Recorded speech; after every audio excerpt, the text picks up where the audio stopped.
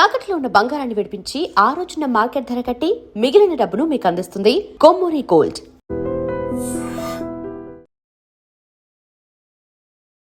నమస్తే, welcome to I dream. నేను వలి. ప్రస్తుతం దేశంలో దుమారం రేపుతున్నటువంటి విషయం నీట్ ప్రశ్నాపత్రం లీకేజ్ కావటం, నీట్ పరీక్షను రద్దు చేయటం. విద్యార్థి సంఘాలు, విద్యార్థులందరూ కూడా రోడ్ల మీదకి వచ్చి ఆందోళన చేస్తూ ఉన్నారు.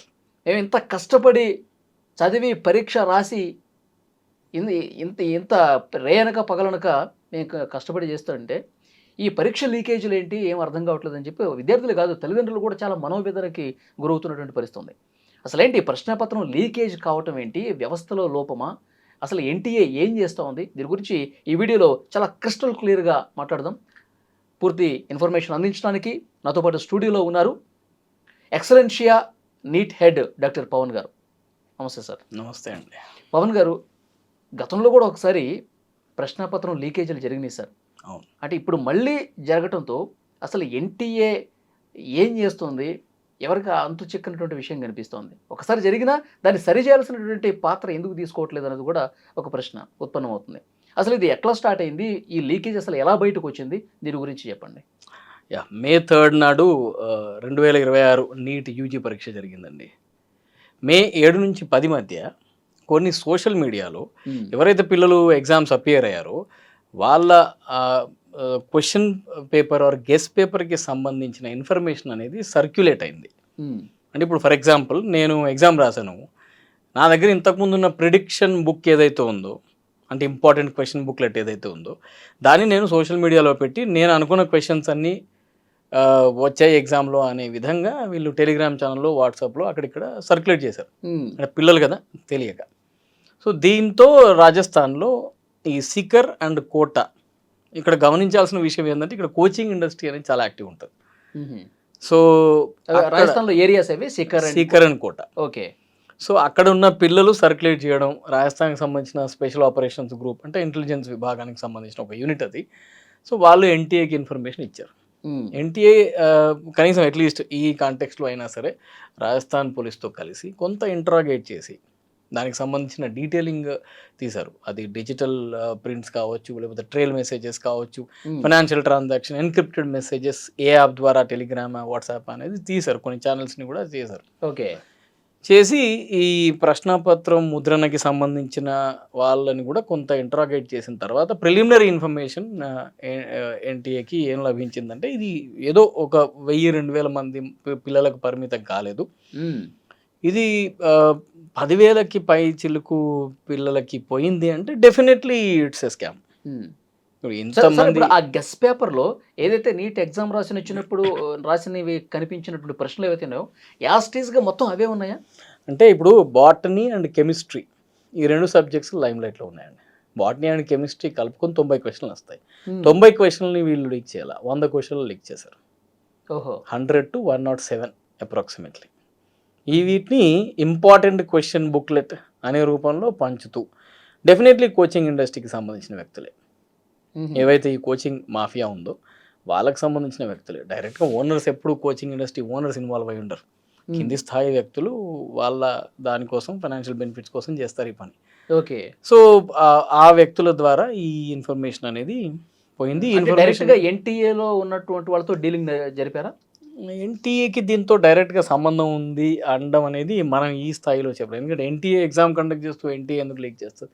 డెఫినెట్లీ ఇది ప్రింటింగ్ ప్రెస్ నుంచి ఆవిర్భావమై అది డిఫరెంట్ ఛానల్లోకి పోయింది. ఎందుకంటే ఇప్పుడు మిగతా అన్ని ఎగ్జామ్స్, ఇప్పుడు సియూఈటీ కానీ, జేఈ కానీ, ఈవెన్ ఎఫ్సెట్ అయినా సరే, మనం ఎంసెట్ అంటాం కదా, ఈ ఎగ్జామ్ అయినా సరే ఆన్లైన్లో జరుగుతుంటే ఈ నీట్ ఒకటి మాత్రమే question paper based, okay, not computer based. So offline పరీక్ష ఇది. సో ప్రింటింగ్ లోనే ఇది ఎక్కడో ఒక దగ్గర లీకేజ్ స్టార్ట్ అయింది. ఆ తర్వాత ఇది ఫినామినల్గా ఎక్స్పాండ్ అనేది అయిందనేది మై డౌట్ పర్సనల్లీ. ఎందుకంటే ఇప్పుడు రద్దు చేయడం అనేది 2015లో జరిగింది. ఓకే. మళ్ళీ ఆ తర్వాత ఇప్పుడే అంటే ఈ మధ్య కాలంలో 2 years క్రితం 2024లో బీహార్లో కూడా జరిగిందంటే. ఎగ్జాక్ట్లీ. ఇంత అబ్రప్ట్గా ఎగ్జామ్ని క్యాన్సిల్ చేయలేదు. ఇప్పుడు ఏమైనా ఎన్టీ అయినా సరే లాస్ట్ టైం లీక్ జరిగిందన్నా కూడా ప్రిటెండ్ చేసింది, లేదు లేదు జరగలేదు, ఇదేదో 1-2 సెంటర్లకు సంబంధించిందని చెప్పి దీన్ని దాటేసే ప్రయత్నం చేసింది, కానీ ఒప్పుకోలేదు 2 years బ్యాకే. కానీ ఈసారి అంటే ఆ ఒప్పుకుంది. ప్రాంతం వరకే పరిమితం చేసి అక్కడ మళ్ళీ రీకండక్ట్ చేసిన అప్పుడు అన్నారు, బట్ ఇప్పుడున్న పరిస్థితుల్లో ఇది ఇన్ఫైనైట్ లెవెల్లోకి వెళ్ళిపోయింది. ఎక్కడి వరకు పోయిందో తెలియదు. ఇప్పుడు ఫర్ ఎగ్జాంపుల్ ఒక స్టూడెంట్ ఉన్నారు, 650 మార్క్స్ వస్తున్నాయి, కానీ ఇంత పెద్ద స్థాయిలో పేపర్ లీక్ అయినప్పుడు కట్ ఆఫ్ 670 కూడా పోవచ్చు. సో పిల్లలకు ఖచ్చితంగా అన్యాయం జరుగుద్ది కనుక వీళ్ళు దాన్ని క్యాన్సిల్ చేయడం అనేది ఒక మంచి నిర్ణయం. లీకేజ్ గురించి మళ్ళీ మాట్లాడుకుందాం, but the point is exam cancellation is good decision. Cancel చేయాల్సిందే ఎగ్జామ్. ఓకే. అయితే మీరు ఎన్టీఏకి సంబంధం ఉండకపోవచ్చు అన్నారు, కానీ ప్రింటింగ్ ప్రెస్ నుంచి ఒకవేళ బయటకు వచ్చినా ఆ పర్యవేక్షణ బాధ్యత అనేది ఎన్టీఏదేగా. సంబంధం స్కామ్కు ఉండకపోవచ్చు అన్నాను, కానీ బాధ్యత ఖచ్చితంగా బాధ్యత ఉంటుంది కదా డెఫినెట్గా. అంటే ఎన్టీఏ ఏదో డబ్బులు సంపాదించామని పేపర్ లీక్ చేయలేదు, బట్ అక్కడ ఉండే వ్యక్తులు వాళ్ళ కక్కుర్తితో ఇన్ని లక్షల మంది 25 లక్షల పైచిలకు విద్యార్థులు అప్లై చేసే పరీక్ష, అంటే ప్రపంచవ్యాప్తంగా చూస్తే one of the highest appeared exam ఇది. అంత విశిష్టత ఉండి పిల్లలు 12 సంవత్సరాల పాటు నిరాటంకంగా ఈ డ్రీమ్లో ఉన్న ఆస్పిరెంట్స్ని ఈ రకమైన చర్యలు ఏవైతే ఉన్నాయో వరుసగా, ఇప్పుడేం కాదు ఇది, గత అంటే ఎన్టీఏ ఎస్టాబ్లిష్మెంట్ అనేది 2018లో అయింది. అయినప్పటి నుంచి 5 సంవత్సరాలలో 15 ఇన్సిడెంట్స్ జరిగినాయి. ఓకే. సర్వర్లో లోపం కావచ్చు, జేఈ ఎగ్జామ్ క్వశ్చన్ పేపర్స్లో ఒక కాంట్రవర్సీ కావచ్చు, నీట్ లీకేజ్ ఆల్రెడీ జరిగింది. సో ఇన్నిసార్లు జరిగినా కూడా నీట్ బాడీ కానీ ఎన్టీఏ కానీ అసలు నిమ్మకు నీరెత్తనట్టు ఉండడమే అతిపెద్ద క్రైమ్. ఓకే. వీళ్ళ డబ్బులకు చేసే క్రైమ్ కంటే ఈ బాధ్యత రాహిత్యం అనేది ఖచ్చితంగా అతిపెద్ద క్రైమ్. దీనికి సంబంధించిన వ్యక్తులు ఎవరైతే ఉన్నారో అది ఎంత టాప్ బ్రాస్ అయినా సరే, ఇప్పుడు రైల్వే యాక్సిడెంట్ అయిందంటే ఖచ్చితంగా అశ్విని వైష్ణవ్ గారి మీదనో లేకపోతే ఇంతకుముందు రైల్వే మినిస్టర్ల మీదనో ఒత్తిడి ఉంటుంది, మీరు రెసిగ్నేషన్ ఇవ్వాలి. వాళ్ళే కదా పూర్తి రెస్పాన్సిబిలిటీ. మొన్న ఎయిర్ ఇండియా విమాన ప్రమాదం జరిగినప్పుడు మన నాయుడు గారిని అన్నారుగా. సో ఎక్కడైనా ఏదైనా జరిగితే ఖచ్చితంగా బాధ్యత తీసుకొని ఇప్పటికైనా సరే ఆ ఎన్టీఏ చైర్మన్ రిజైన్ చేయాలి. ఇన్నిసార్లు జరగడం అనేది అంత మంచి పరిణామం కాదండి. మన దగ్గర పిల్లల ఆశలు ఆశయాలు మొత్తం ఈ ఎంట్రన్స్ ఎగ్జామ్ చుట్టే తిరుగుతాయి. అవును. సో పిల్లలు ఎంత ఒత్తిడిలో ఉంటారో అంతకు డబ్బులు పేరెంట్స్ కూడా ఉంటారు కదా సార్. మొత్తం ఈకో సిస్టమ్ అంతా డిస్టర్బ్ అవుతుంది. ఇప్పుడు 20 లక్షల పైచిలకు విద్యార్థులకి గవర్నమెంట్ కానీ ఎన్టీఏ కానీ ఏం జవాబు చెప్తుందండి? ఇప్పుడు మొన్న చాలామంది పిల్లలు ఎగ్జామ్ బాగా రాసాం మేము, ఎక్స్ట్రాడినరీగా పోయింది, నేను ఖచ్చితంగా డాక్టర్ అవుతా అని స్వీట్లు పంచిన సందర్భాలు నా కల్లారా చూశాను, నా దగ్గరికే. ఇప్పుడు ఆ పిల్లల మొహంలో అసలు వెలుగు కనబడట్లా. ఇంత భయంకరమైన పరిస్థితులు ఉంటే మీరు ఒక విషయం చెప్పండి, అసలు పిల్లల్లో అసలు కోచింగ్ ఎగ్జామ్స్ పట్ల ఇంట్రెస్ట్ అనేది ఫ్యూచర్లో అసలు వ్యవస్థ మీద నమ్మకం పోతుంది కదా సార్. ఇంకా నేను అసలు ఎందుకు పరీక్ష రాయాలి, నాకు అసలు ఎందుకు ఎంబీబీఎస్ చదవాలనుకుంటాడు. ఇంకా అంతే. దేశమే ఇంత స్థితిలో ఉంటే, ఇంత దుస్థితిలో ఉంటే మనకి కష్టపడి ఏం ఉపయోగం అనుకునే స్థాయికి వెళ్ళిపోతాడు కదా. అవును. ఈ మధ్య జరిగిన సర్వేలో ఎన్టీఏ క్రెడిబిలిటీ మీద క్వశ్చన్ మార్క్ వేస్తే 68% of the students said they don't trust NTA. ఇది నేను చెప్తుంది కాదు, హిందూ న్యూస్ పేపర్లో పబ్లిష్ అయిన రిపోర్ట్ ఇది. ఓకే. మరి ఎందుకని సార్ దిద్దుబాటు చర్యలు ఏం తీసుకోవట్లేదు? పిఎం స్థాయి లెవెల్లో ఈరోజు పిఎంఓలో కూడా హై లెవెల్ మీటింగ్ కూడా జరిగిందంట. సో వెంటనే సిబిఐ ఎంక్వైరీ కూడా చేశారు. మరి ఎందుకు ఇంత సీరియస్నెస్? ఇప్పుడు జరిగినప్పుడు సీరియస్గా వ్యవహరిస్తున్నారు, కానీ జరగకముందు ఇంత లక్షలాదిగా పిల్లల భవిష్యత్తు కదా, ఎందుకు పట్టించుకోవట్లేదు అంటారు? ఇది చేతులు కాలిన తర్వాత మీరు సిబిఐ వేస్తేంది, ఇంకోటి వేస్తేంది. నాకు ఒక విషయం చెప్పండి, అసలు సిబిఐ ఇప్పుడు ఇన్ని కేసెస్ని టేకప్ చేసింది, అవునా కదా? అది వ్యాపం స్కీమ్ కావచ్చు, మన కాళేశ్వరం కావచ్చు, ఏం తెలిసిందంటారా? ఏం తెలిసింది చెప్పండి. ఇప్పుడు అది ఒక సాగతీత చర్య తప్ప సిబిఐ వల్ల ఒరిగేదేముంది? పిల్లలు ఇప్పుడు ఎగ్జామ్ డేట్స్ పరంగా చూసుకుంటే కనీసం 50 రోజులు పడుతుందండి ఎగ్జామ్ రాయడానికి. మళ్ళీ 50 days ట్రామాని ఎవరు అరికట్టగలుగుతారు చెప్పండి? సిబిఐ అరికట్టగలుగుతా? సిబిఐ ఒక 4గురిని అరెస్ట్ చేస్తుందేమో, వీళ్ళు కల్ప్రిట్స్ అని చెప్పి చేతులు దులుపుకుంటుందేమో గవర్నమెంట్ కూడా. మరి పిల్లల పరిస్థితి ఏందండి? వాళ్ళ ఎమోషన్స్ పరిస్థితి ఏంది? వాళ్ళు 16-17 సంవత్సరాల పిల్లలు వాళ్ళు ఎంత ట్రామాకి గురవుతారండి. ఇంట్లో వాళ్ళ అట్మాస్ఫియర్, ఇంట్లో ఉండే అట్మాస్ఫియర్ అనేది ఏ రకంగా దెబ్బతింటుంది చెప్పండి. ఇప్పుడు ఫర్ ఎగ్జాంపుల్ నేను ఒక స్టూడెంట్కి, సార్ నాకు ఈ టాపిక్లో నేను సరిగ్గా పర్ఫామ్ చేయలేకపోతున్నా, కొంచెం గైడ్ చేయండి అంటే లాస్ట్ ఒక 15 days పాటు ఇంపార్టెంట్ క్వశ్చన్స్, ఇంపార్టెంట్ టాపిక్స్ అని చెప్తూ వాళ్ళని గైడ్ చేయడం ద్వారా కొన్ని క్వశ్చన్స్ కరెక్ట్గా అటెండ్ చేయగలిగాడు. ఓకే. ఇప్పుడు ఆ పరిస్థితి ఇప్పుడు మళ్ళీ 50 రోజుల తర్వాత ఎందుకు ఉంటుందండి? కాంపిటీషన్ మెట్రిక్స్ అనేది మొత్తం మారిపోదా? మారిపోతుందిగా. సో ఇంత అంటే ఒక రకమైన సొసైటీలో ఇది ఒక రకమైన మానియా అనేది క్రియేట్ అయింది. ఇది తీసేయాల్సిన బాధ్యత అన్ని విధాలుగా గవర్నమెంట్ పైన అయితే ఉందండి. ఓకే. ఇప్పుడుంది. సార్ ఇప్పుడు ఇదొక మాఫియా లాగా కనిపిస్తుంది నిజంగా. ఎందుకంటే వరుసగా ప్రశ్నాపత్రాలు లీకేజీలు కావటం అనేది. ఈ మాఫియా ఎట్లా నడుస్తుందండి సార్? మీ అంచనా ఏంటి? అసలు ఏం జరుగుంటుంది లోపల? ఇప్పుడు 20 లక్షల మంది రాస్తున్న ఈ పరీక్షలో సగం మంది వరకు ఏదో విధంగా కోచింగ్ మీద డిపెండ్ అయిన వాళ్ళే. అంటే వీళ్ళకు డాక్టర్ సీట్ వస్తే ఆ కోచింగ్ సంస్థ అనేది ఫైనాన్షియల్గా బెనిఫిట్ పొందుతుంది. అందుకే చూడండి మీరు పుట్టగొడుగులాగా ఎస్పెషల్లీ మహారాష్ట్ర, కర్ణాటకలో నీట్ అకాడమీ గల్లీకి ఒకటి ఉంటుందండి. సో వీళ్ళ పర్సనల్ బెనిఫిట్స్ కోసం, ఫైనాన్షియల్ బెనిఫిట్స్ కోసం ఈ మాఫియా ఏదైతే ఉందో ఏ లెవెల్కైనా పోతుందండి. అంటే ర్యాంకర్లని కొనడం, పిల్లల్ని 6వ తరగతి నుంచే కోచింగ్ చేసి వాళ్ళకి అసలు college life, all round development aspects లేవు. 4 గోడల మధ్య పెట్టి బాయిలర్ కోళ్ళలాగా వాటిని మెచ్యూర్ చేయడం. అట్లా చేసి ఆ పిల్లల్ని ఎగ్జామ్ పట్ల సీరియస్గా తీసుకుపోతున్నప్పుడు నెంబర్ పెంచుకోవాలి అన్న తాపత్రయం కలిగినప్పుడు ఏం చేస్తాం? మనం ఏం చేస్తాం? పేపర్ని ఏదో విధంగా లీక్ చేసి 100 సీట్లు వచ్చే చోట 1000 వచ్చినాయని చెప్పి చూపించుకోవాలన్న కక్కుర్తే కదండి వీళ్ళది. ఈ కక్కుర్తి లేకపోతే పర్టికులర్గా కోచింగ్ విపరీతంగా ఉండే సీకర్ రాజస్థాన్లో and Kota, they are actually considers Kota is IIT hub అంటారు, సీకర్ ఈజ్ మెడికల్ హబ్ అంటారు. మరి అక్కడ మీరు చూస్తే ప్రతి స్ట్రీట్లో ఒక కోచింగ్ సెంటర్, కనీసం 5,000 మంది పిల్లలు, 2,000 మంది పిల్లలు చదువుతూ ఉంటారు. సో అక్కడి నుంచే ఆవిర్భవించింది ఇది, అక్కడి నుంచే ఈ గ్రిడ్ అనేది పుట్టింది. దాన్ని మొత్తం రూట్ లెవెల్లో తీసుకుపోయి ఎప్పుడైతే గవర్నమెంట్ గట్సీగా, ఈ గవర్నమెంట్ ఇప్పుడు గట్సీగా నిర్ణయం తీసుకోవాల్సిన టైం వచ్చింది. అంతేగాని ఏదో కంటి తుడుపు చర్యలు చేసి అరెస్ట్ చేసి 2-3 లో లెవెల్ కల్ప్రిట్స్, పాపం వాళ్ళు స్కేప్ గోట్స్, వాళ్ళని తీసుకొచ్చి మీడియా ముందు పెట్టి పోజులు కొట్టడం కాదు. నిజంగానే మన NEP ఇంప్లిమెంట్ అవ్వాలి పూర్తి స్థాయిలో. ఈకో సిస్టమ్ అనేది ఒక కాలేజ్ లాగా ఉండాలి. పిల్లలు ఏ ప్రెషర్ లేకుండా ఆల్రౌండ్ డెవలప్మెంట్కి గురవ్వాలంటే మాత్రం కోచింగ్ని మూలాల నుంచే తీసేయాలి. తీసేసినప్పుడు ఇట్లాంటి ఫ్రాడ్ చేయాలంటే ఖచ్చితంగా భయపడతారండి ఎంప్లాయీస్. ఓకే. యాక్చువల్గా సార్ ఇది ఒక వాట్సాప్లో కనిపించింది కదా. వాట్సాప్లో కనిపించినప్పుడు ఒకళ్ళ నుంచి ఒకళ్ళు షేర్ చేసుకున్నప్పుడు వాళ్ళు అక్కడ ఉన్నటువంటి పోలీసులకు ఇన్ఫర్మేషన్ ఇచ్చినప్పుడు వాళ్ళు NTA సమాచారం ఇచ్చి ఏదో జరిగింది, ఆ డౌట్ వచ్చినప్పుడు బయటకు వచ్చింది.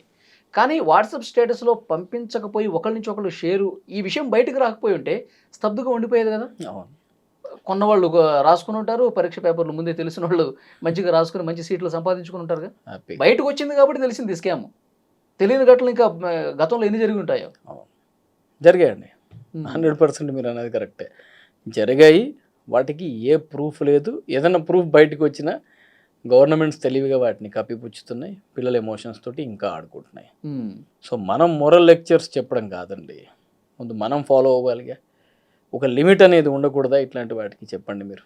ఇప్పుడు విదేశాల్లో ఒక ఎగ్జామ్ జరుగుతుందంటే పూర్తి ఎన్క్రిప్టెడ్, డిజిటల్లీ సెక్యూర్ ఛానల్స్ ద్వారా బ్లాక్ చైన్ టెక్నాలజీ లాంటి అడ్వాన్స్ టెక్నాలజీస్ వాడుకుంటూ ఎగ్జామ్స్ పెడుతున్నారు. మీరు గావ్కావ్ ఒక ఎగ్జామ్ జరుగుతుందండి చైనాలో. ఆ ఎగ్జామ్ కోసం నెల రోజుల ముందే దానికి సంబంధించిన అందరూ వ్యక్తులు, అంటే పేపర్ సెట్టర్స్ నుంచి మొదలు పెడితే ఎగ్జామ్ కండక్ట్ చేసే ఇన్విజిలేటర్ల వరకు వాళ్ళని ఎన్క్రిప్టెడ్ సిస్టంలోనే పెడతారు. వాళ్ళకు డిజిటల్ యాక్సెస్ కూడా ఉండదు. సో ఇంత సీరియస్గా ప్రపంచంలో ప్రతి కంట్రీ యాక్షన్ తీసుకుంటున్నప్పుడు మన దగ్గర ఏం జరుగుతుంది? మన దగ్గర ఎందుకు లీడర్లకి, అంటే ఈ లీడర్లు అంటే చదువుకున్న లీడర్లు లేరా మన దానిలో? చదువు పట్ల వీళ్ళకి ఏమాత్రం గౌరవం లేదా? గౌరవం ఉంటే ఈ విధంగా జరుగుతున్నప్పుడు కూడా ఎగ్జామ్ క్యాన్సిల్ చేసాం అయిపోయింది అనేటట్టు ఉండకూడదుగా. పోనీ ఇవాళ ఫస్ట్ టైం జరిగిందా? 15 సార్లు జరిగింది. చెప్పడం కూడా ఎంత సింపుల్గా చెప్తున్నారు. పరీక్షా పత్రం పేపర్ లీకేజ్ అయిపోయింది, రద్దు చేసేస్తున్నాం, CBI ఎంక్వైరీ చేసాం, మళ్ళీ ఒక డేట్ వస్తుంది, మళ్ళీ మీరు రిజిస్ట్రేషన్ చేసుకోవాల్సిన పని లేదు, ఎగ్జామ్ ఫీజు మళ్ళీ చెల్లించాల్సిన పని లేదు. చాలా సింపుల్గా చెప్పేస్తున్నారు. ఎగ్జామ్ ఫీజు అదేదో గవర్నమెంట్ ఇచ్చినట్టు తీసుకుంది వీళ్ళ దగ్గరేగా. సో ఈ రకమైన కేర్‌లెస్‌నెస్ పోతే గానీ ఈ వ్యవస్థలు బాగుపడవండి. అంటే ఇది ఇదొక ఉద్యమంలాగా స్టార్ట్ అవ్వాలి సార్. ఇది ఎందుకో ఇక్కడే ఉండిపోతుంది. అంటే ప్రతి సంవత్సరం జరిగిన పేరెంట్స్ కూడా మన దగ్గర విద్యార్థులు గానీ, అంటే మేమేదో రోడ్ల మీదకొచ్చి ధర్నాలు చేయమని చెప్పట్లా. కనీసం సోషల్ అవేర్‌నెస్ అయినా తీసుకురావాలిగా ఈ విషయాల పట్ల. ఇప్పుడు నేను నా ఎగ్జాంపులే చెప్తా. నా కూతురు ఐపీ మ్యాట్ ఎగ్జామ్ రాయడానికి పోయింది. మెయిన్ గేట్ లేట్ అయింది. ట్రాఫిక్ కండిషన్స్ మీకు తెలుసు. మొన్న ఆదివారం అయితే ఇక్కడ ప్రధానమంత్రి గారి సభ జరిగింది. దానికి విపరీతమైన ట్రాఫిక్ జామ్స్ ఉన్నాయి. అవును. మెయిన్ గేటు 1:28కి 2 గంటలకు ఎగ్జామ్ అయితే అరగంట ముందే రిపోర్ట్ చేయమని 1:28కి మేము అక్కడ ఉన్నాం. అక్కడి నుంచి ఏదైతే లోపల గేట్ ఉందో అది దగ్గర దగ్గర 5 నిమిషాల దూరం. మళ్ళీ అందులో జోన్ 1, జోన్ 2 ఇట్లున్నాయి. ఓకే. కేవలం 1:31కి మేము ఉన్నాం. 2 గంటలకు పరీక్ష. నాతో పాటు కనీసం 56 మంది పేరెంట్స్ ఉన్నారు. అందరినీ అక్కడ ఆపేశారు. ఎంత గగ్గోలు పెట్టినా తీయరు. గేట్ గట్టిగా పుష్ చేస్తే పోలీసులను పిలుస్తామని బెదిరిస్తారు. అంటే ఒక్క నిమిషం లేట్ అయితేనే మీరు ఇంత హడావుడి చేస్తున్నారు. ట్రాన్స్పరెంట్ వాటర్ బాటిల్ తేవాలంటున్నారు. బట్టలు ఇట్లు వేసుకోవాలి, వాచ్లు తేయకూడదు, పెన్ ఇట్లు ఉండాలి, పెన్సిల్ ఇట్లు ఉండాలి, ఇన్ని రూల్స్ చెప్తారు. మరి మీరు చేస్తుంది ఏంది? ఇంతమంది పిల్లల జీవితాలతో ఆడుకుంటూ ఏ రకమైన బాధ్యత లేకుండా ఎగ్జామ్ని సింపుల్గా క్యాన్సిల్ చేసాం అనే ముందు మీరు రూల్స్ పెడుతున్నప్పుడు ఒక గవర్నమెంట్ ఆఫ్ ఇండియా ఎంబలం పెట్టో లేకపోతే తెలంగాణ ఆంధ్రప్రదేశ్ ఎంబలం పెట్టో మీరు ఒక న్యూస్ ఆర్టికల్ లేకపోతే ఏదైనా ప్రెస్ రిలీజ్ చేస్తే అదేమన్నా రాజ్యాంగమా? రాజ్యాంగబద్ధంగా నడుస్తున్న ఈ గవర్నమెంట్లు దానిలో జరుగుతున్న ఏ ఒక్కదాన్ని సీరియస్గా తీసుకుంటున్నారు? ఇప్పుడు 2 సంవత్సరాలు ప్రిపేర్ అయిన పిల్లలు వీళ్ళ 1 మినిట్ రూల్ వల్ల ఎంత సఫర్ అవుతున్నారండి? అవును, చెప్పండి. సర్వర్ డౌన్ అయ్యి జేఈ మెయిన్స్లో మన సెంటర్ అరగంట లేట్గా ఎగ్జామ్ స్టార్ట్ అయింది. ఆ తప్పుని వాళ్ళు ఒప్పుకోలేదు. ఒప్పుకోకుండా 2.5 అవర్స్కే పేపర్ లాగేసుకున్నారు. అందులో ఎంతమంది పిల్లలు ఉంటారు పాపం? అరగంట లేటు వల్ల 4 మార్కులు పోతే కూడా వేల సంఖ్యలో ర్యాంక్ ఎక్కిపోతుంది. అవును. సో వాళ్ళు చేసిన తప్పిదాలకు కూడా మనమే అనుభవిస్తున్నాం. ఎవరు వస్తున్నారండి బయటికి? చెప్పండి. బయటికి ఒక విద్యార్థి వస్తున్నారా? ఒక తల్లిదండ్రులు వస్తున్నారా? ఒక టీచర్ వచ్చి మాట్లాడుతున్నారా? ఎవరికీ ఇంట్రెస్ట్ లేదు. అంతే, ఏదో జరుగుతాయి పర్లేదులే అన్నట్టే ఇట్లా ఉన్నప్పుడు టీచర్లు, ఎందుకంటే కోచింగ్ డిపెండెంట్ కదండి మనమంతా. కోచింగ్ ఇన్స్టిట్యూట్లో పడేసాం, వాళ్ళు చూసుకుంటారు. పేరెంట్ రెస్పాన్సిబిలిటీ ఒక 4 లక్షలు 3 లక్షలు 2 లక్షలు ఫీజు కట్టడంలో పడేయడం అంతే. మరి ఇట్లాంటివి జరుగుతున్నప్పుడు ప్రశ్నించే ఆ గుణం, ఆలోచన ఎక్కడుందని మన దగ్గర? అవుతే ఖచ్చితంగా ఇది ఒక గవర్నమెంట్ని బ్లేమ్ చేయడం కాదు. ఇక్కడ దయచేసి గవర్నమెంట్స్ ఇంకో గవర్నమెంట్ మీద బురదేసి అదేదో పెద్ద కాదు. అన్ని గవర్నమెంట్లో ఇవి జరుగుతుంది. ఇక్కడ రాజకీయం చూడాల్సిన పనుల వ్యవస్థను చూడాలి. మన దగ్గర జరగలేదా? గ్రూప్స్ ఎగ్జామ్లో టీఎస్పీఎస్సీలో జరగలేదా? ఎన్ని జరగట్లా? జరుగుతున్నా చలనం లేకుండా ఉందంటే నేనైతే వ్యవస్థాగతంగా తప్పుని ఎత్తి చూపిస్తాను సార్. పొలిటీషియన్లో కానీ బ్యూరోక్రాట్లో కానీ మార్పు రావాలి అంటే అక్కడ నుంచి ఫ్రూట్స్ తీసుకునే మనలాంటి సాధారణ వ్యక్తులు, మాలాంటి టీచర్లు, పేరెంట్స్, స్టూడెంట్స్ దీనికి సోషల్ మీడియా ముఖంగా రివోల్ట్ అవ్వాలి. ఓకే, న్యాయం చేయమని చెప్పాలి. ఆ వ్యవస్థలో ఉన్న నేను అడిగితే ఎన్టీఏలో ఉన్న ప్రతి వ్యక్తిని దీని నుంచి బర్తరఫ్ చేయాలి. ఎవరైతే నీట్ సార్ ఇప్పుడు ఈ నీట్ని రద్దు చేసేసారు కదా, ఈ వార్త బయటకు వచ్చిన తర్వాత మీ పిల్లలు కూడా చాలామంది ఉండుంటారు రాసిన వాళ్ళు. వాళ్ళు మీతో షేర్ చేసుకున్నటువంటి విషయాలు ఎట్లా ఉన్నాయి? వాళ్ళ బాధ ఎట్లా ఉంది ఒకసారి చెప్పండి. Very painful sir. They traumatised. First of all వారు నమ్మలేదు. They thought it's a humour. ఇప్పుడు ఇది న్యూస్ పొద్దున వచ్చినప్పుడు సోషల్ మీడియాలో ఏవో వార్తలు వస్తుంటాయి కదా, కొట్టి పడేసి ఉంటారు. ఏ జమానాలో ఏ న్యూస్ ఛానల్ ఎంబ్లమ్ అయినా కాపీ చేసి ఏ న్యూస్ అయినా మనం సర్క్యులేట్ చేయొచ్చు. కానీ అఫీషియల్గా ఎప్పుడైతే ఎన్టీఏ తన ట్విట్టర్లో పోస్ట్ చేసిందో ఒక్కసారి చాలామంది విద్యార్థుల్లో తీవ్రమైన ఆందోళన అనేది కలిగింది. వాళ్ళు ఫోన్ చేసి ఇది నిజమా సార్, 2 years బ్యాక్ కూడా జరిగింది కదా, అప్పుడు క్యాన్సిల్ చేయలేదు కదా, ఎవరైతే దోషులో వాళ్ళని మాత్రమే పనిష్ చేసామని చెప్పారు. అది ఎంత మేరకు నిజమో తెలియదు. సో ఇట్లే జరుగుద్దేమో సార్. ఇప్పుడు ఒక అబ్బాయి 630 మార్క్స్ వచ్చాయి, ఎక్సలెంట్ చేయాలి, అయ్యుండదు సార్, నాకు నమ్మకం ఉంది, జరగదు, అట్లా క్యాన్సిల్ అవ్వదు కదా, ఎగ్జామ్ క్యాన్సిల్ అవ్వదు కదా. 4 సార్లు ఫోన్ చేశాడండి. ఇప్పుడు నేను ఫోన్ చేస్తుంటే తను ఫోన్ తీయట్లేదు, క్యాన్సల్ అయిందన్న డిప్రెషన్లోకి డిప్రెషన్లో వెళ్ళిపోయాడు. అమ్మలే భరించలేని బాధ ఉంటుంది సార్. Yeah. రెయిన్బోలో కష్టపడి రోజుకి 16 గంటలు చదివిన వాళ్ళు కూడా ఉంటారు కదా. కరెక్ట్. 18 గంటలు. చాలా తీవ్రమైన పోటీ కదా. నీట్ అనేది జేఈ, సియుఈటి మిగతా ఎగ్జామ్స్ కంటే క్వాంటిటేటివ్ అండ్ క్వాలిటేటివ్ చాలా తీవ్రమైన పోటీ. మీరు 180 నిమిషాల్లో 3 గంటల్లో 180 ప్రశ్నలు చేయాలి. ఇదొక టార్చర్ అండి. చూడండి ఎంత విడ్డూరం. ఒక్క నిమిషానికి ఒక్క క్వశ్చన్ ఎట్లా చేస్తారండి? ఆ క్వశ్చన్ లెంత్ ఎంత, దానిలో ఉన్న ఆప్షన్స్ ఏంటి, వాటిని సార్ట్ చేసుకోవడానికి ఎంత టైం పడుతుంది? జేఈ గురించి మాట్లాడట్లా, నీట్లో ఇంత టైట్ సిచ్యువేషన్లో కూడా పిల్లలు బాగా పర్ఫామ్ చేసినా సరే ఇట్లాంటివి జరిగినాయి. ఓకే. ఎన్టీఏ పూర్తిగా మార్చేసేయాలంటారు, భర్తలు చేసేయాలి, తీసేయాలి. ఎన్టీఏ అసలు ఏ ఎగ్జామ్ మీరు చెప్పండి, ఒక ఎగ్జామ్ ఎందులో వీళ్ళు పారదర్శకంగా ఏ రకమైన దోషాలు లోపాలు లేకుండా కండక్ట్ చేశారు చెప్పండి? ఏ ఒక్కటి లేదే, ఉండదు కూడా.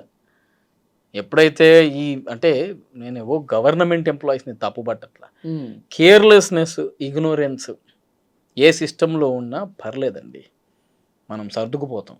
ఇప్పుడు ఎక్కడో గవర్నమెంట్ ఆఫీస్లో 9 గంటలకు రావాల్సిన ఎంప్లాయీ 10:30కు వస్తున్నాడంటే సరే 10:30కు పోయి నేను ఆ ఫైల్ మీద సంతకం పెట్టించుకుంటా.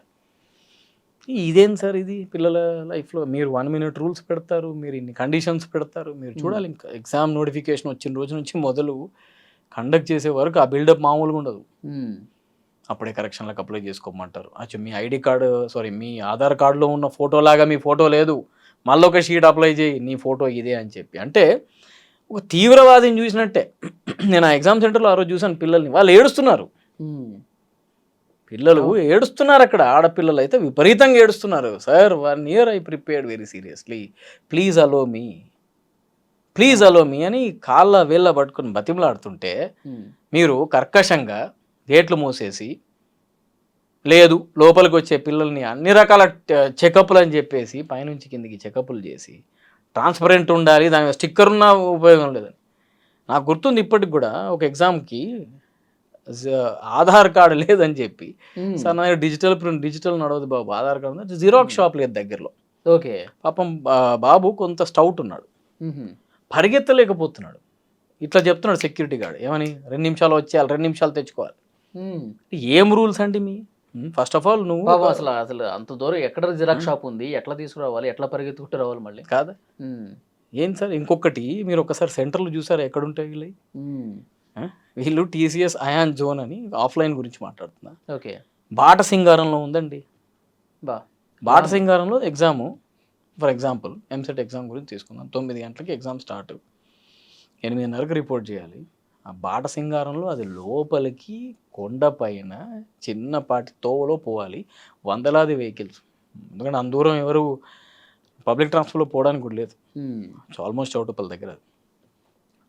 అట్ట పోయి కరెక్ట్ టైంకి రీచ్ అవ్వాలంటే పిల్లలు ఎంత స్ట్రెస్లో ఉంటారు. పేరెంట్స్ స్ట్రెస్ కాసేపు వదిలేద్దాం.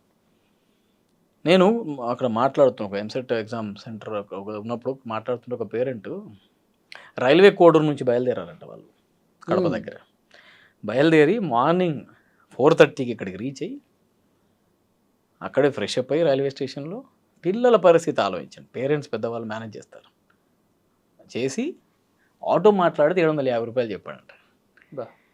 750 రూపాయలు ఆటో తీసుకొని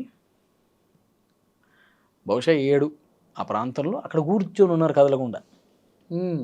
వీళ్ళ రూల్స్ అట్లుంటాయి, అక్కడ ఉండాలి, కదలొద్దు, అక్కడ ఏది దొరుకుతుంది తినాలి. మళ్ళీ ఆ బాట సింగారం లాంటి చోట మీకు తినడానికి ఏముంటుంది? కనీసం మినిమం వాష్రూమ్ ఫెసిలిటీస్ కూడా సరిగ్గా లేవు. మరి ఇంత స్థాయిలో జరుగుతున్నాయి కనబడట్లేదా మరి మన గవర్నమెంట్లకి? ఒక్క నిమిషం లేటు అంటారు, పిల్లల్ని పట్టుకొని, చిన్న పిల్లల్ని పట్టుకున్నా మీ సాడిజం. ఇంత హింసించుకుంటూ పేపర్లు క్యాన్సిల్ చేసుకుంటూ ఏం సార్ ఇది? సార్ నిజంగా మీరు అన్నట్టు వ్యవస్థ చాలా బ్యాడ్గా ఉంది సార్. ఉండొచ్చు సార్, పిల్లల పట్ల ఉండకూడదు. Correct. They build the nation, right? మీరు వాళ్ళకి ఏం మెసేజ్ ఇస్తున్నారు? మేము పెద్దవాళ్ళుగా ఏం చెప్తున్నారు? మీరు ఫాలో అయ్యే రూల్స్ ఏంటి? మిమ్మల్ని చూసి వాళ్ళు పెద్ద కావాలి రేపొద్దున. వాడేమో ఉంటాడు సార్. ఇప్పుడు పాలకులు పాలన చేసే వాళ్ళు సరైనటువంటి నిజాయితీ అది లేకపోవటం వల్ల ఇలాంటి పరిస్థితి ఉందా? అంటే వాళ్ళు వాళ్ళు పట్టించుకోవాల్సిన విషయాలు పట్టించుకోకుండా ఎప్పటికీ వాళ్ళ రాజకీయము, వాళ్ళ గోల అంతే దీంట్లోనే కదా సార్. ఇప్పుడు మునిగిపోతున్నారా? దీన్ని కూడా వీళ్ళు పొలిటిసైజ్ చేస్తారని అనుకుంటున్నాను నేను తప్ప, దీన్ని ఏమైనా నిజంగానే ఉద్యోగ రూపంలో పోద్దంటారు. ఇప్పుడు మీరు అన్నారు విద్యార్థి సంఘాలు అవి ఇవి అని. ఉమ్, ఒక 4 రోజుల ఉమ్. హంగామానే కదా. ఈరోజు మధ్యాహ్నం నుంచి ఢిల్లీలో ఎన్ఎస్సీ వాళ్ళందరూ కూడా ఆందోళన చేస్తున్నారు. చేస్తారు, ఎందుకంటే NSUA is associated with Congress. Um. Now this incident is because of what you call BJP. అవును. ప్రతిపక్ష పార్టీలు అన్ని కూడా రోడ్ల మీదకి వస్తున్నాయి ఇప్పుడు. రోడ్ల మీదకి వస్తాయి, హంగామా చేస్తాయి, 4 రోజులు చేస్తాయి సార్. ఈలోపు ఆ గవర్నమెంట్ స్మార్ట్గా ఏదో ఒకటి చేసి అటెన్షన్ డైవర్షన్ ఉమ్, చేస్తుంది. ఇవన్నీ ఓకే సార్, ఈ డ్రామాలన్నీ రోడ్ల మీద జరుగుతున్నాయి. మరి ఆ రూమ్లో కూర్చొని చదువుకుంటున్న పిల్లోడి పరిస్థితి ఏంది, దాని గురించి మాట్లాడమనండి ఇదే విద్యార్థి సంఘాలని. మరి ఉమ్. సంఘీభావం అంటే ఏంది సార్? రెచ్చగొట్టడం కాదు కదా, కంటి తుడుపు చర్యలు కాదు కదా. ఉమ్. పిల్లలకి బాసటగా నిలిసే ఏ పని ఎవరు చేస్తున్నారు? రాజకీయ నాయకులయ్యేగా కాలేజెస్, స్కూల్స్. సింపుల్గా చెప్పండి. అవును. మరి ఎవరు చేస్తారు? ఎవరు చేయరు. సో పిల్లలు, పేరెంట్స్, ఉమ్. వాళ్ళలో రియలైజేషన్ వచ్చినప్పుడే ఈ వ్యవస్థ బాగుపడుతుంది. వాళ్ళ తరఫున మళ్ళీ ఎవరో పోరాడతారు, రోడ్ల మీదకి వస్తారు, ధర్నాలు చేస్తారంటే మరొకసారి మీరు మోసపోతున్నట్టే. పేరెంట్స్గా మాత్రం గమనించాలండి. ఎందుకంటే మీరు ఇవన్నీ మాట్లాడతారా, ఇంటర్వ్యూలు వింటారా, రేపు పొద్దున పోయి మళ్ళీ ఏ కోచింగ్ సెంటర్లో వేయాలి, ఉమ్. ఎన్ని అటెంప్ట్ చేస్తే ఏ కాలేజీలో సీట్ వస్తుంది, ఇదే భాష మాట్లాడుతున్నారుగా. ఈ భాష పోతేనే కదా సార్ వ్యవస్థ బాగుపడేది. ఓకే. ఇప్పుడు ఎగ్జామ్ పూర్తిగా రద్దు చేయడం కరెక్టేనంటారా? వేరే ఆప్షన్ ఒకవేళ ఇదే మార్క్స్ బేసిస్ మీద ఇస్తే నాకు తెలిసి న్యాయంగా సీట్ రావాల్సిన దానిలో 50% కూడా రాదు. ఉమ్. ఎన్ని లక్షల మందికి స్ప్రెడ్ అయిందో మన దగ్గర డీటెయిల్ లేదు కదండి. మేబీ CBI సో ఇన్వెస్టిగేట్ చేస్తే ఎంతమందికి పేపర్ రీచ్ అయింది, ఎంతమంది తెలుస్తుంది, కొనుక్కొని రాసుకున్నారు తెలుస్తుంది. మీ గవర్నమెంట్కి నిబద్ధత ఉంటే, మీకు ఓటేసిన ఆ పేరెంట్ పట్ల మీకు ఏమైనా గౌరవం ఉంటే ఉమ్. ఖచ్చితంగా దీని మూలాల్లోకి వెళ్ళండి. బాధ్యత తీసుకోకండి. బాధ్యతలు ఎవరికి కావాలి? అవి మూలాల్లోకి పోయి ఆ మూలాల్ని పెకిలించేసేయండి. నేను అదే అన్న, తీసేయండి, ఉమ్. వాళ్ళందరినీ తీసేయండి, ఇంకొకసారి రాకుండా చూడండి. అండ్ ఎన్క్రిప్టెడ్ ఎప్పుడైనా బ్లాక్ చైన్ టెక్నాలజీ వాడి ఓకే. ఎందుకు ఆ టెక్నాలజీ మనం వాడుకోవట్లేదు సార్? 25 లక్షల మందిని ఆన్లైన్లో కండక్ట్ చేయడం కష్టం సార్. ఉమ్. 10-12 లక్షలు అనుకోండి, 10 షిఫ్ట్లు పెట్టచ్చు. 25 లక్షల మందికి పెట్టాలంటే మళ్ళీ వీళ్ళు బాట సింగారమో ఎక్కడో సెంటర్లో పెట్టాలి.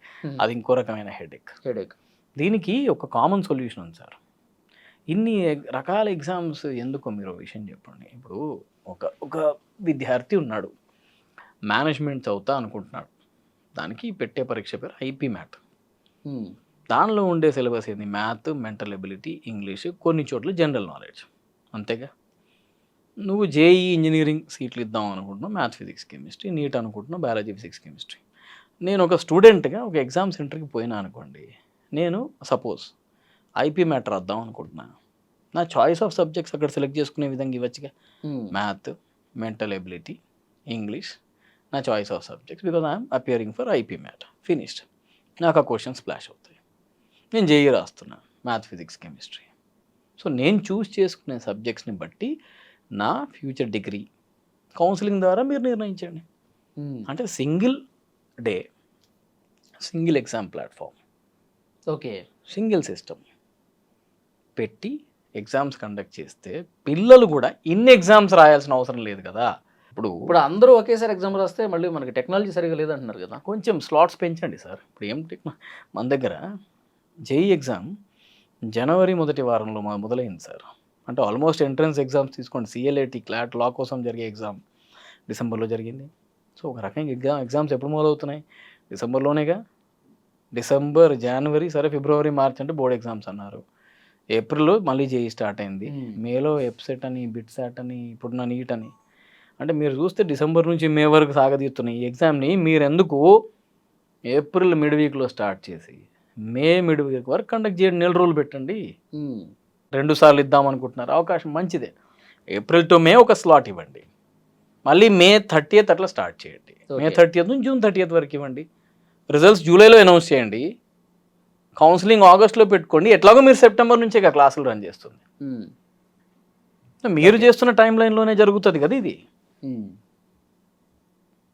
ఓకే. సో విద్యావేత్తలు అందరూ చేస్తున్న విన్నపం ఇదే అండి. పిల్లల మీద అన్నెసరీ ప్రెషర్ పోతుంది, అన్ని విధాలుగా ఇది మ్యాల్ ప్రాక్టీస్ అండ్ అన్ని ఎగ్జామ్స్ కూడా ఆన్లైనే. Capacity of each session should not exceed 1 lakh. 25 లక్షలేగా మ్యాక్సిమం లిమిట్ ఏ పరీక్ష అయినా. ఐపీ మ్యాట్ రాసినా ఇంకోటి రాసినా మ్యాక్సిమం 25 లక్షలు.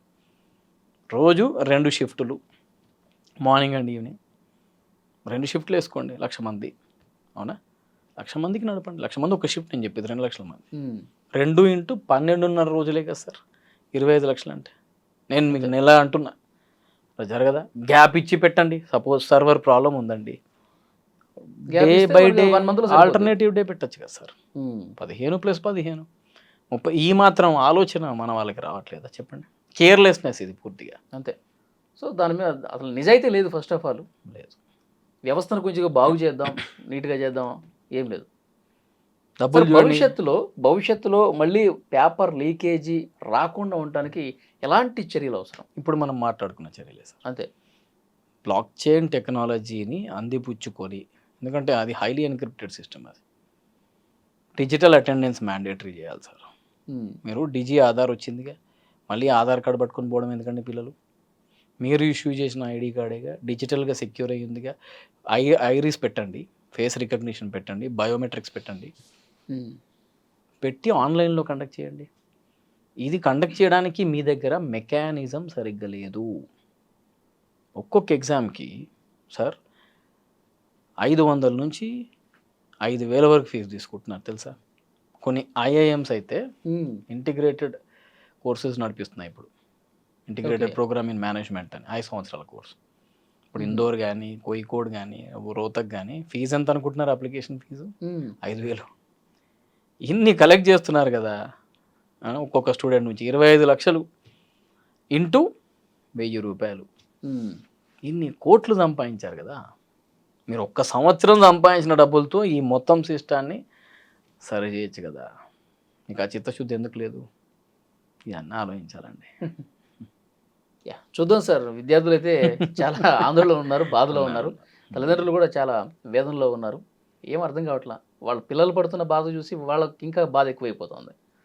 చూద్దాం, ఇంకా వ్యవస్థలో మార్పు రావాలి. మీరు అన్నట్టు ఆ టెక్నాలజీని అందిపుచ్చుకొని భవిష్యత్తులో ఇలాంటివి జరగకుండా చూడాల్సిన అవసరం ఉంది. పాలకులు కూడా మారాలి. అసలు ఏం జరుగుతుంది కింది స్థాయిలో అనేది పట్టించుకోవాల్సినటువంటి అవసరం అయితే కనిపిస్తుంది. Thank you very much sir. Thank you sir.